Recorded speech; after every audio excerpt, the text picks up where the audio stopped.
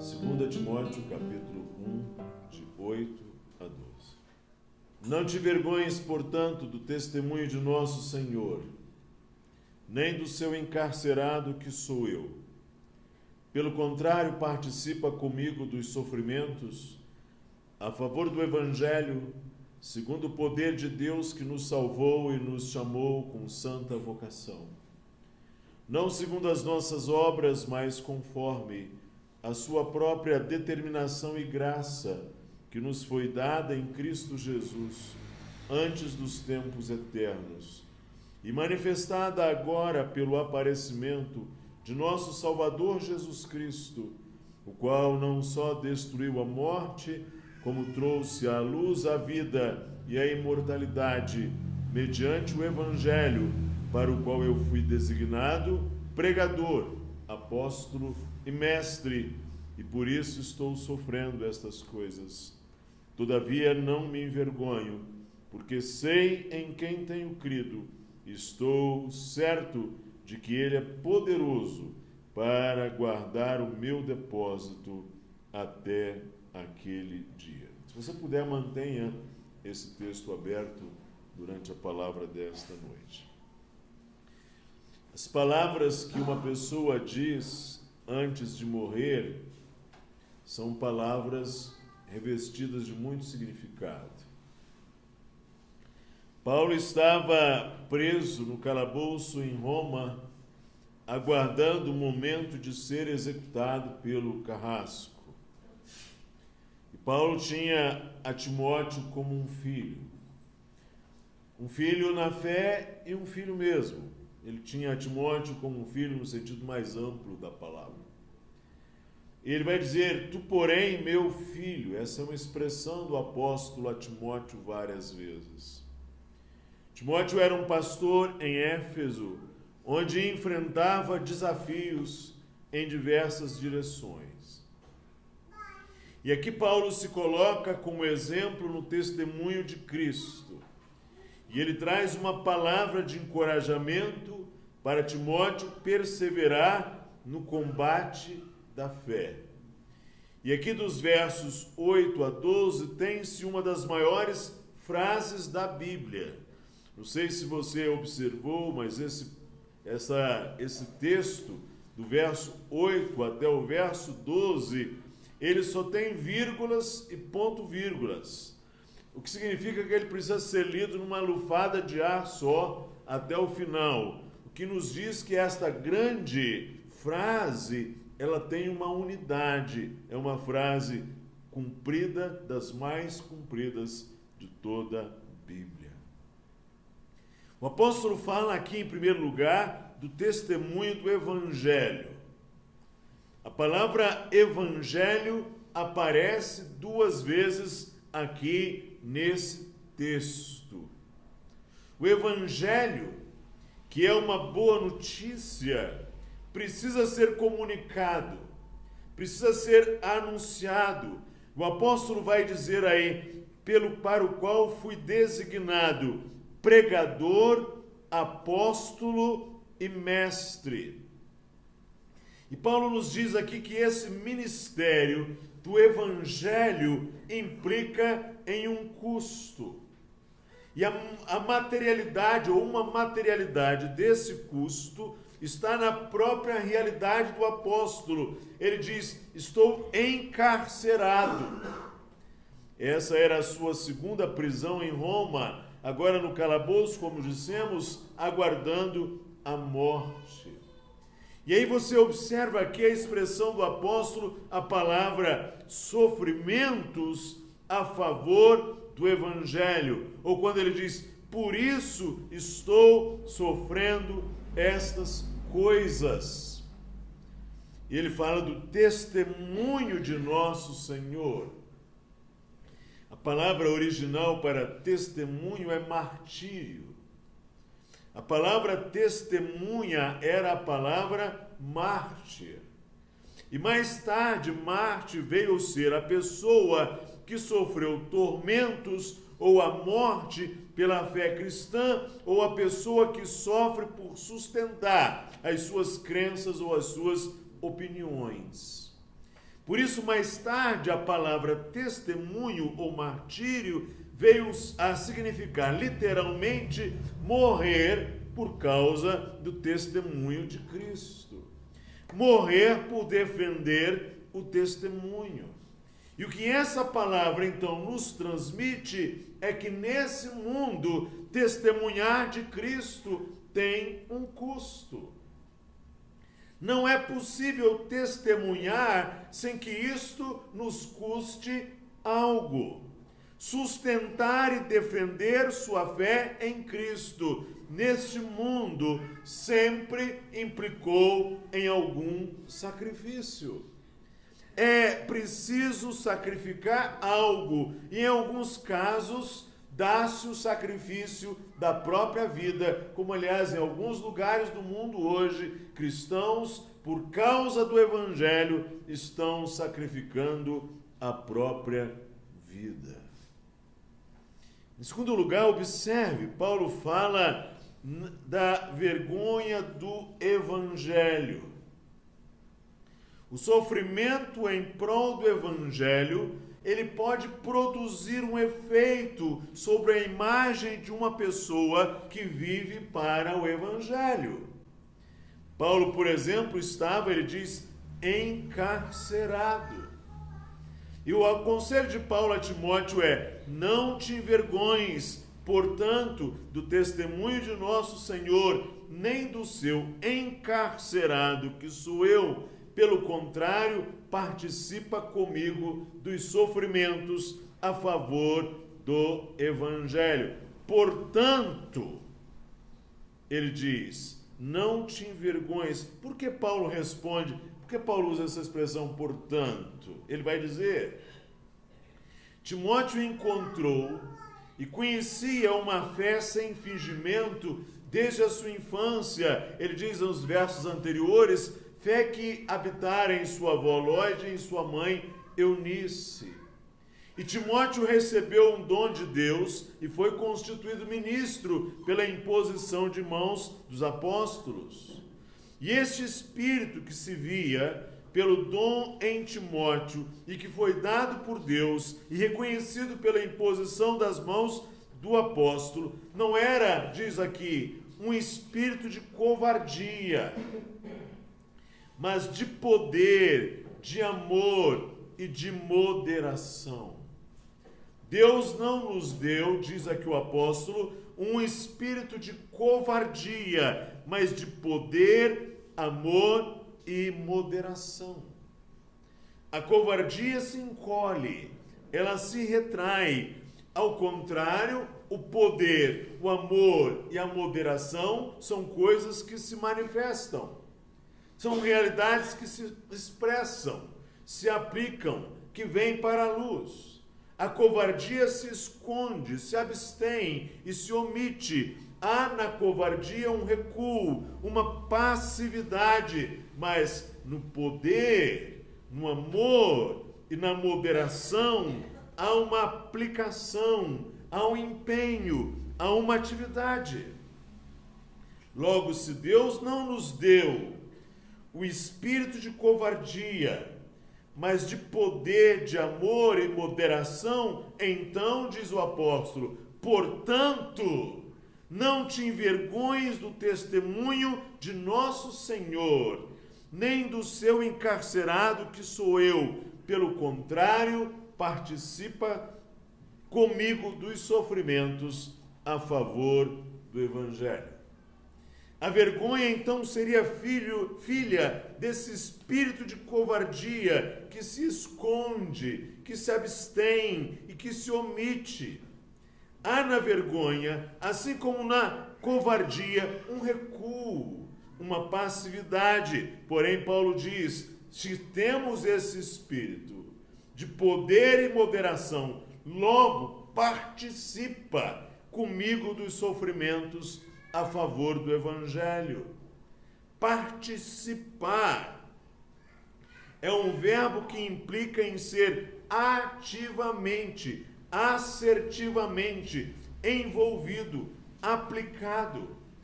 Participar é ser parte. envolve uma determinação, uma intencionalidade. Por isso Paulo vai chamar o exemplo dele mesmo para Timóteo. Ele vai dizer: por isso estou sofrendo estas coisas, todavia não me envergonho, porque sei em quem tenho crido, e estou certo de que ele é poderoso para guardar o meu depósito até aquele dia. Sofrer é um verbo que implica em ser objeto de uma ação. Eu sofro. Agora Paulo diz: todavia não me envergonho. Não se envergonhar é um verbo que implica em ser sujeito de uma ação. Eu não me envergonho. Paulo então está dizendo que Deus não lhe deu um espírito de covardia, mas de poder, de amor e de moderação, e que esse espírito é uma realidade por causa da fé. Ele diz: eu sei em quem tenho crido e estou certo de que ele é poderoso para guardar o meu depósito até aquele dia. Era essa fé, sem fingimento, autêntica, genuína, não falsificada, não apenas aparente, que Timóteo encontrou e que conhecia desde a infância. E aí, nesse contexto, Paulo vai falar de uma terceira coisa. Ele vai falar o poder em prol do Evangelho. Ele vai dizer assim: a favor do Evangelho, segundo o poder de Deus, que nos salvou e nos chamou com santa vocação. O Evangelho, diz o apóstolo, é poder de Deus. Mas aqui a ideia é que, segundo o poder de Deus, Timóteo participe do sofrimento do apóstolo a favor do Evangelho. Poder é sempre uma capacitação para alguma obra. Poder é sempre uma capacitação para um serviço. Deus nos dá poder para servi-lo.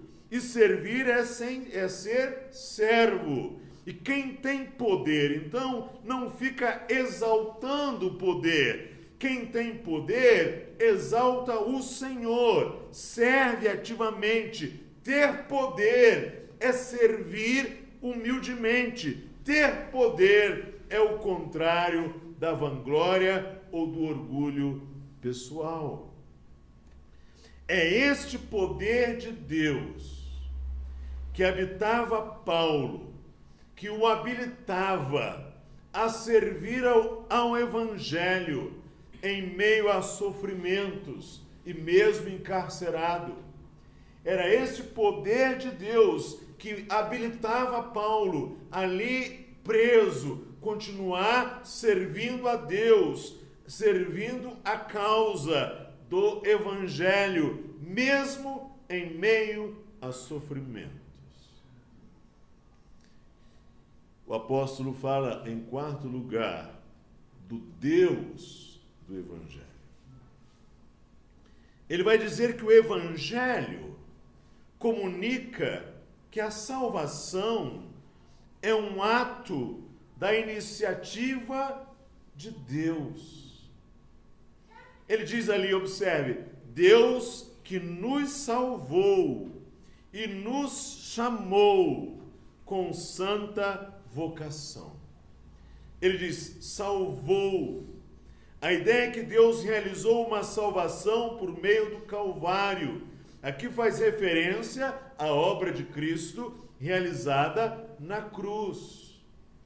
Mas não apenas consumou uma obra de redenção lá na cruz, ele aplicou essa obra em nossas vidas. Ele nos chamou com santa vocação. Então aqui tem-se a obra do Espírito Santo. Esse chamado foi realizado em nós, levando-nos a crer.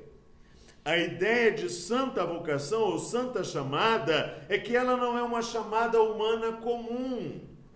Ela resulta de uma ação divina do Espírito Santo que inicia em nós uma obra de santificação. É um chamado em santidade para a santidade.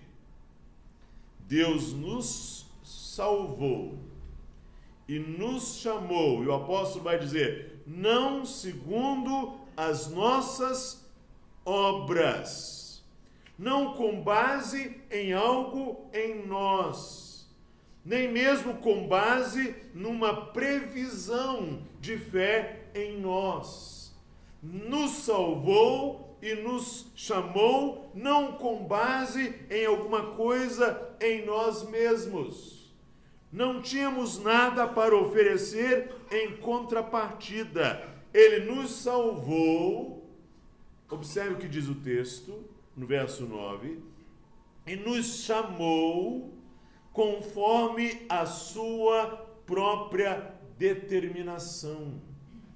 É algo livre da parte de Deus, é algo soberano, é algo que só pode ser motivado por Deus e si mesmo. Nada fora de Deus o impeliu a salvar. Foi sua própria determinação, sua própria decisão. Foi um ato exclusivo dele. É nesse contexto que o apóstolo vai falar de uma quinta coisa. Ele vai falar da graça do Evangelho. Ele diz, conforme a sua própria determinação e graça. Graça é um favor imerecido. Graça é um presente, ok? Essa é uma definição boa. É um presente. Mas se eu, por exemplo, oferecer ao pastor Daniel isso aqui de presente, eu dou a ele, isso é um presente, e eu falo assim, Daniel, isso é um presente. Se eu falar que custa R$10, R$50, ele vai dizer, isso não é um presente coisa nenhuma, porque um presente é de graça. Entretanto, como chama isso aqui? Também não sei. Okay. Esse aparelho aqui, ele, se eu não der ao Daniel, ele vai falar assim, Gilson não me deu aquilo ali, então eu vou lá no mercado e compro. Porque ele pode comprar isso daqui. Eu imagino também que se eu fizer um esforço, eu poderia comprar isso daqui. Mas a graça de que o apóstolo Paulo está falando aqui é um presente, mas é um presente que não há possibilidade de nós comprarmos. Esse é o ponto. É como alguém dizer assim, eu não tenho condições de comprar o Japão, por exemplo. Aliás, eu não teria condições de comprar nenhum bairro de Conselheiro Lafayette. São coisas muito acima das minhas possibilidades.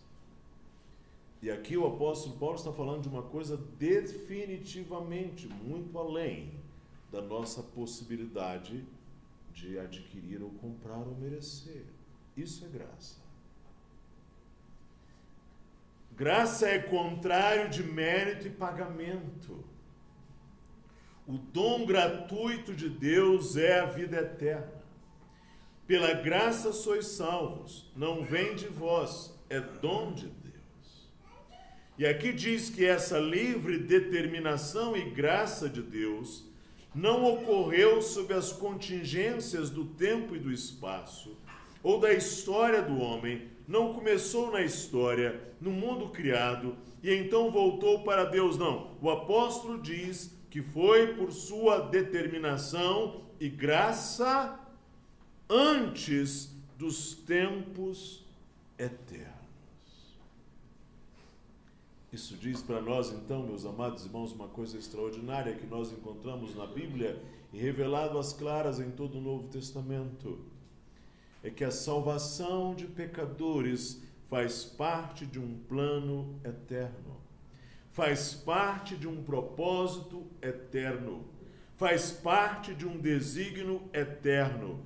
Ora, se faz parte de um plano divino, livre e eterno, então não pode ser obstado, não pode ser impedido, não é algo que esteja no controle final do homem, está nas mãos de Deus. Ele começou essa obra e ele a levará a cabo.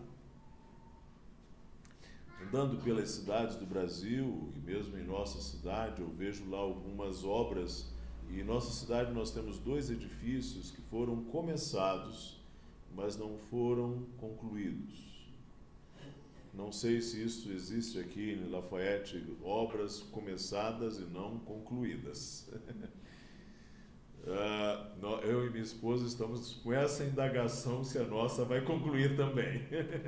Mas o fato é, nós temos obras começadas e não concluídas, mas com a obra que Deus está realizando por meio do Evangelho, esse edifício que Deus está colocando as pedras, isso é muito importante que nós entendamos.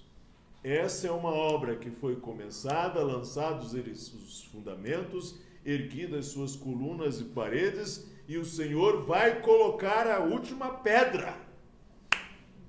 Não há menor possibilidade de que Deus não leve a cabo, Deus não conclua a obra que Ele mesmo começou. Ora, isso deve trazer para nós segurança, conforto e encorajamento. Está nas mãos de Deus. Não é algo que esteja no controle final do homem. Não que nós não tenhamos responsabilidades e o privilégio de participar desta obra. É que o Senhor começará e levará a cabo. É o que diz exatamente o apóstolo Paulo aqui. Ele é poderoso para guardar o meu depósito até aquele dia.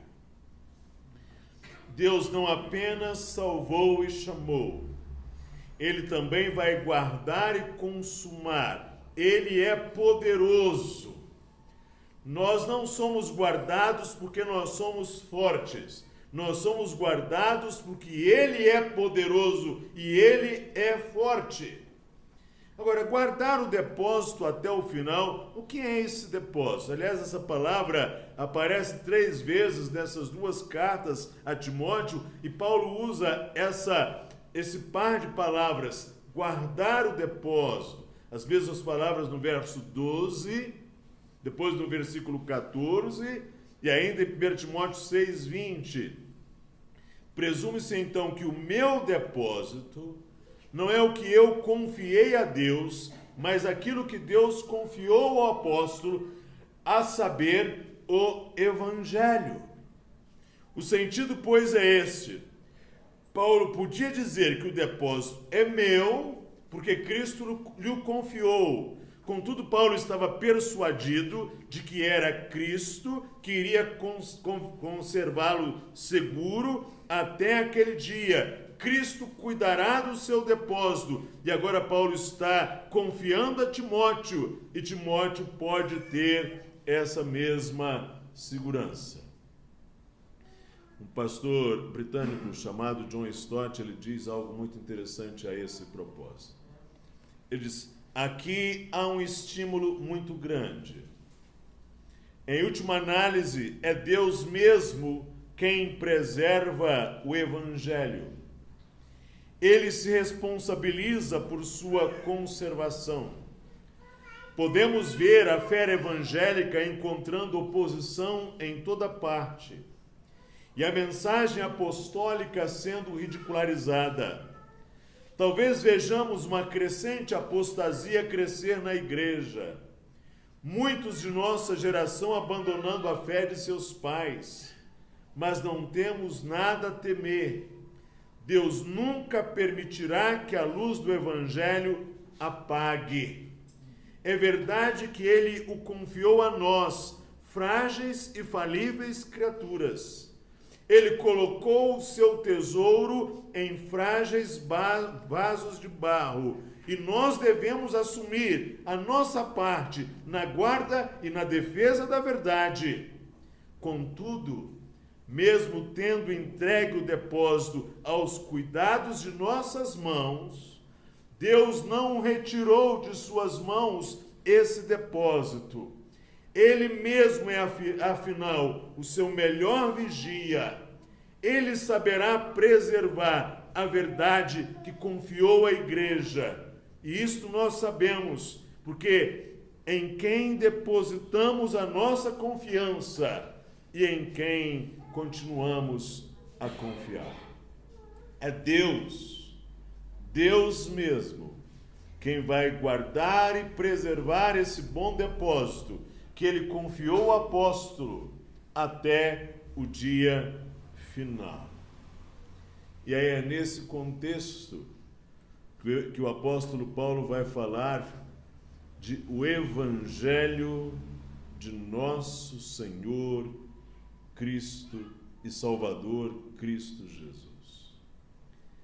Observe que a graça nos chega por um único meio. Graça que nos foi dada em Cristo Jesus antes dos tempos eternos.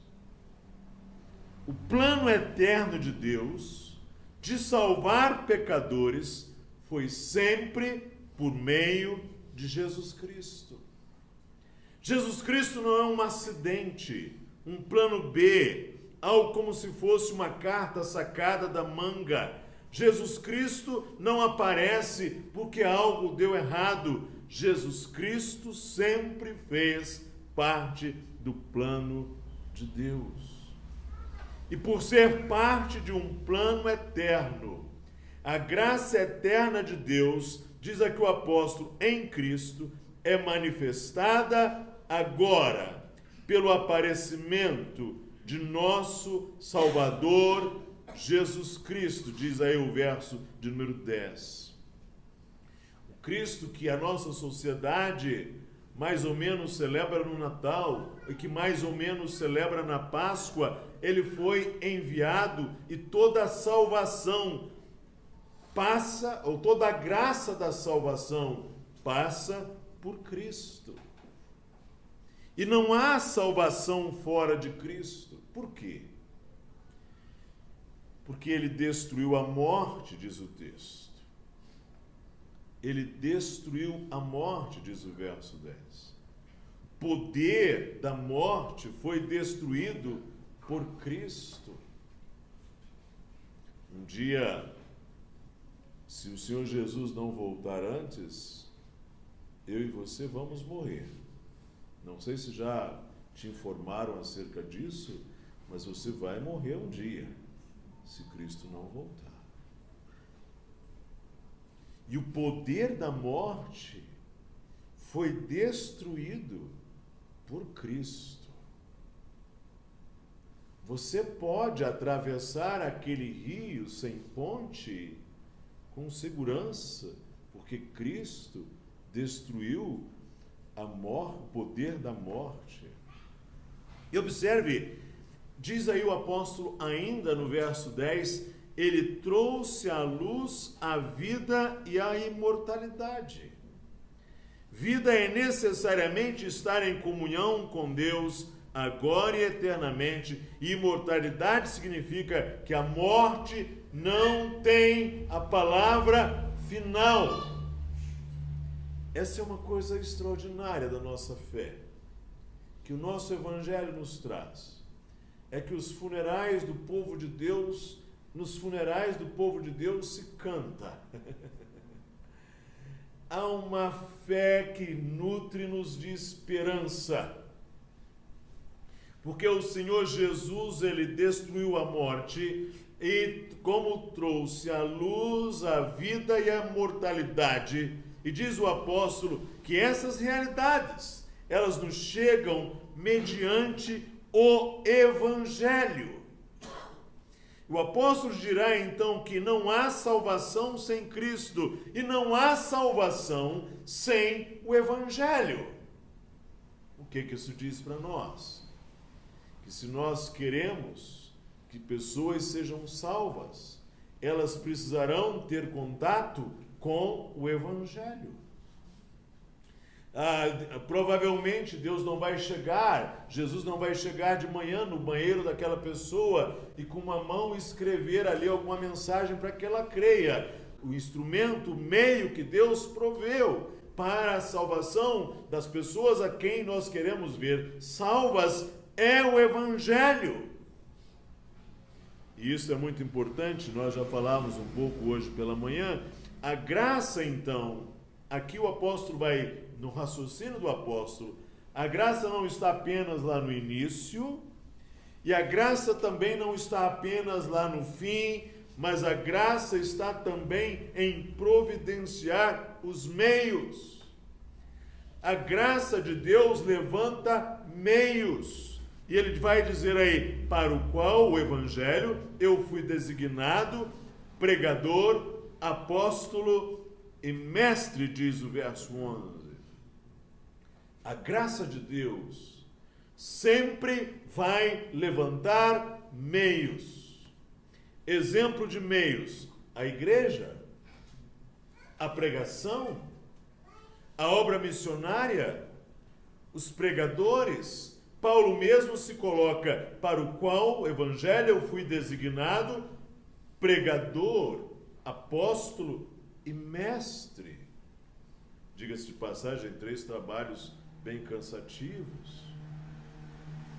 O que nós fazemos em prol do Evangelho, fazemos porque a graça de Deus está em nós. Paulo vai dizer, trabalhei mais que todos. Não eu, mas a graça de Deus que está em mim. E graça e trabalho não estão em desacordo. É a graça que nos fortalece e nos habilita para o trabalho. Mas aqui é importante.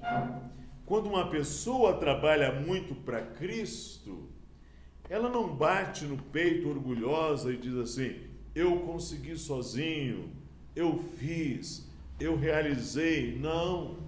Ela diz assim, o Senhor me favoreceu, o Senhor me sustentou, o Senhor me fortaleceu, o Senhor me deu o sustento, o Senhor me trouxe encorajamento, o Senhor me motivou. Fiz porque a graça de Deus esteve comigo.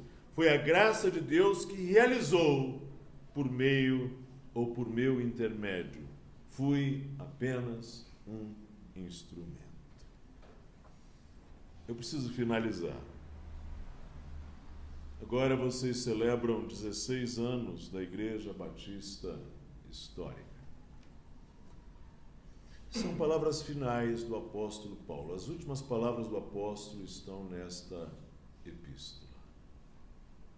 É interessante que quando a gente está para morrer, geralmente o nosso foco vai para coisas importantes. E o apóstolo Paulo, ao pensar, ao trazer para Timóteo as coisas importantes, ele relembrou algumas coisas. Ele relembrou a salvação e chamada do Evangelho, ou o Evangelho da salvação. O Evangelho no qual cremos e pelo qual sofremos, comunica que Deus nos salvou e nos chamou com santa vocação, não segundo as nossas obras, mas conforme a sua própria determinação e graça. Em primeiro lugar, aqui os irmãos não percam nunca o Evangelho. Cuidem para que o Evangelho esteja aqui, a começar desse púlpito, nas suas relações, no seu trabalho, no seu discipulado, no seu ensino aos jovens, às crianças, às gerações vindouras, porque também não sei se já informaram os irmãos, mas a gente envelhece. E quando a gente envelhece, a gente precisa que novas gerações sucedâneas sejam formadas para levar adiante, como o apóstolo está fazendo, o velho apóstolo Paulo está fazendo ali, confiando aquele depósito de Cristo a Timóteo. E também Paulo diz a Timóteo: e o que de minha parte recebeste, confiam igualmente a outros homens idôneos. Isso é tão importante, irmãos, que o Evangelho não saia do nosso meio. Porque o dia que o Evangelho sair do nosso meio, foi-se a glória da igreja. Lembrar que esse Evangelho é o Evangelho da graça, ou lembrar-se da graça do Evangelho. A graça nos foi dada em Cristo Jesus, antes dos tempos eternos, e manifestada agora, pelo aparecimento de nosso Salvador Jesus. O Evangelho é o Evangelho da graça de Deus. A gente não pode perder também a graça do nosso meio. Quando nossas mentes e nossa espiritualidade, a nossa cultura de igreja for mais dominada pela ideia de mérito, pela ideia de boas obras, pela ideia de performances, nós vamos nos apartando da graça de Deus. Em terceiro lugar, nós precisamos nos lembrar que o Evangelho é de Cristo. Ou nos lembrarmos o Cristo do Evangelho. Está aqui. Cristo não só destruiu a morte, como trouxe à luz a vida e a imortalidade mediante o Evangelho. Que a igreja, que essa igreja, tenha Cristo no seu centro, que a grande mensagem seja Cristo, que o grande anúncio seja Cristo, que o grande tema, todos os encontros, todos os cultos, seja Cristo, que nós não nos esqueçamos da cruz de Cristo, da pessoa de Cristo, da palavra de Cristo, da promessa de Cristo, do Cristo que já veio, do Cristo, da vinda de Cristo, o Evangelho de Cristo. Em quarto lugar, que nós não nos esqueçamos de que o Evangelho usa meios. Aqui o apóstolo vai falar dos ministros do Evangelho que servem ao Evangelho ou que servem por meio do Evangelho. É que este Evangelho, Cristo designa, aponta, separa servos para fazerem esse trabalho. E ele vai dizer, pelo qual eu fui constituído, diz o apóstolo, pregador, apóstolo e mestre. Irmãos, que privilégio! É quando nós temos pessoas que nos ensinam o Evangelho, que pregam o Evangelho, que nos instruem no Evangelho. E eu diria que um dos grandes privilégios que uma igreja tem é quando ela pode investir em pessoas que fazem exatamente isso, vivem para o Evangelho. É tão bom quando a igreja pode investir em homens que possam dedicar a sua vida a esse trabalho do Evangelho. Paulo, ele fazia suas tendas, ele fazia tendas. E é um trabalho digno. Ele diz que em muitos lugares ele trabalhou para não ser pesado aos irmãos, porque ele exatamente queria não trazer ali fardo, como por exemplo ele fala isso aos filipenses, fala isso aos tessalonicenses. Mas o grande trabalho do apóstolo, no final das contas, era ser ministro, servo do Evangelho de Cristo.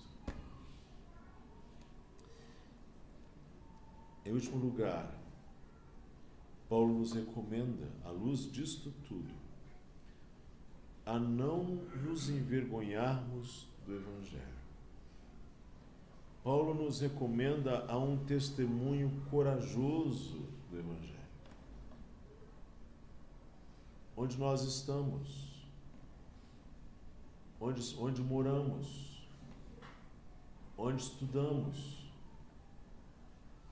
É claro que há contextos em que nós não teremos condições de abrir sequer os nossos lábios para pregar o Evangelho.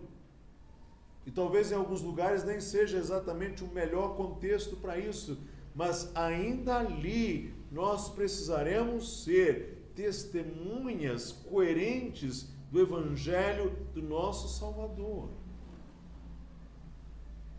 Com fé e pelo poder de Deus, não nos envergonhamos do Evangelho, ainda que esse ministério implique em custoso sofrimento.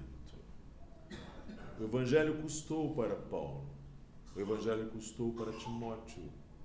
O Evangelho sempre custa alguma coisa para todos nós. O Evangelho custou o sacrifício, a cruz de Cristo. O Evangelho custou, ele custa. Provavelmente ele custará a você que abraça a causa do Evangelho, você que abraça Cristo, abraça a sua palavra. Provavelmente haverá um custo, mas a recompensa, o galardão, sobrepuja. É muito maior. As recompensas, os consolos, os confortos do Evangelho, eles sobrepujam, eles são muito mais superabundantes do que o custo que o Evangelho pode nos trazer. É possível que haja perdas. Eu tenho já visto irmãos que perderam carreiras, outros perderam, às vezes, uma boa reputação, às vezes, alguns perderam posições, às vezes, alguns perderam prestígio por causa do Evangelho. Mas eu não conheço ninguém que, tendo amado o Evangelho, no final das contas não diga assim: eu ganhei mais do que perdi. Esteja certo, por maiores que sejam as suas perdas, o testemunho que nos vem lá de Roma, nessas últimas palavras de um homem que vai enfrentar o carrasco e que estava no calabouço, o Evangelho pode ter perdas, mas há uma riqueza inestimável que ele traz. Esteja certo. Quem sabe você está aqui e tem algum contato com o Evangelho, mas o Evangelho ainda não é o seu alimento, ainda não é o seu ar, ainda não é a sua água, ainda não é a sua vida. Cristo não é para você a grande pérola pela qual você trocaria por tudo. Quem sabe hoje você não deva submeter isto a uma avaliação muito séria. Quem sabe o Senhor já não está dizendo para você que não há nada, nem ninguém mais precioso do que o Filho de Deus que deu a sua vida por nós. Creia nele, sirva a Cristo, siga a Cristo, ame a Cristo, anuncie a Cristo, esteja certo.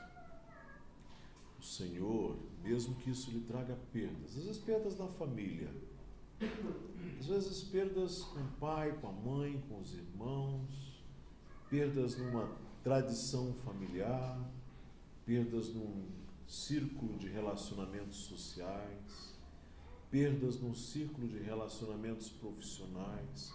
Quem sabe você não viva um tipo de adversidade dessa natureza.